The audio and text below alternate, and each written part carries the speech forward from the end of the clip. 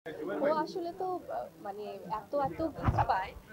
যেহেতু ওকে আপনারা সবাই এত ভালোবাসেন, সব আত্মীয়স্বজন থেকে শুরু করে ওর পরিবারের আমরা সবাই, এবং এছাড়াও সবাই ওকে ঈদ উপহার পাঠায়, সবাই ভালোবাসা পাঠায়, এবং তাছাড়া এর বাইরেও তো শপিংটা সবসময় থাকে। আমরা তো ওকে নিয়েই হয় কি আসলে এই বড় উৎসবগুলোতে তো আলাদা করে ওর জন্য একটা অন্যরকম আনন্দ কাজ করে। তো সেক্ষেত্রে তো শপিং হয়েছে এবং হচ্ছে, আরো হবে, যেহেতু আরো ২-১ দিন সময় আছে। বাবার কাছ থেকে কোনো গিফট পাইছে কিনা বিয়ের এবার? হ্যাঁ, বাবার কাছ থেকে বরাবরই ওর অনেক গিফটস পাওয়া হয়। সেটা ওর জন্মদিন হোক, এমনি নরমাল স্বাভাবিক ডেতেও হোক, যখনই বাবা কোথাও যায় বা হয়তো খুব একটা সময় পায় না, কারণ উনিও তো শুটিং এ ব্যস্ত থাকেন। তো শপিং করে হয়তোবা সেটা পাঠিয়ে দিচ্ছে বা নিজে নিয়ে আসছে বা আমাকে বলছে শপিং করে ফেলতে। তো সেখান থেকে, এবং দেশের বাইরে গেলেও প্রচুর ওর জন্য গিফটস নিয়ে আসে, বই নিয়ে আসে, যেটা ওর প্রয়োজন হয় যখন যেটা। সো শপিংটা থাকেই। আর ঈদে তো স্পেশালি পাঞ্জাবি তো থাকেই, বাবার পক্ষ থেকে, দাদা দাদুর পক্ষ থেকে, ফুপা ফুপুর পক্ষ থেকে। আপু কয়েকদিন আগে সাকিব ভাইয়ের জন্মদিনে দেখলাম যে হচ্ছে যে একটা ছবি আপনি শেয়ার করেছেন সাকিব ভাইয়ের সাথে বীরের পাশাপাশি শুয়ে আছে একটা ছবি। আসলে তাদের সম্পর্কটা কেমন এবং বাবার সাথে সে কেমন সময় কাটাচ্ছে একটু যদি শেয়ার করতেন। বাবার সাথে শেহজাদের সময়টা আসলে খুবই সুন্দর যায়। হয়তোবা ওদের জন্মদিন বা ঈদ বা এই ধরনের কোনো অকেশনে হয়তো শেয়ার করা হয় ভাই রে ভালোবাসার, ভাই। যখন দর্শকরা সেই মুহূর্তগুলো দেখতে চায়।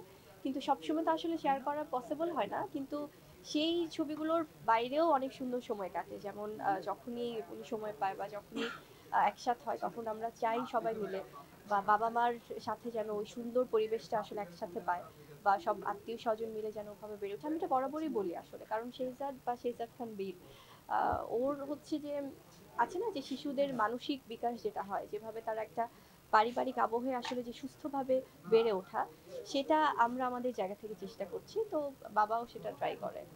আপু একটা বিষয় একটু জানতে চাচ্ছি আপনাকে দেখে আসলে মনে হচ্ছে যে অনেকটা ওয়েট লস করেছেন। হ্যাঁ এটার সিনেমার জন্য কি?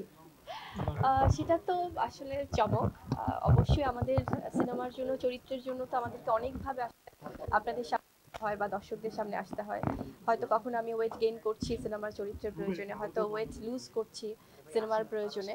তো সেটা একটু চমক থাকুক। আর তাছাড়া যেহেতু রোজার মাস চলছে, এটাও একটা বিষয় আছে যে রোজা রেখে আসলে প্রমোশনাল শ্যুটগুলো করা হচ্ছে, বা শুটিং থাকলে বা শ্যুট থাকলে করা হচ্ছে। আপু দেয়ালের দেশ নিয়ে একটা প্রশ্ন করতে চাই। শেষ করতে দেন। প্রশ্নটা শেষ করতে দেন। আচ্ছা। শেষ করেছি।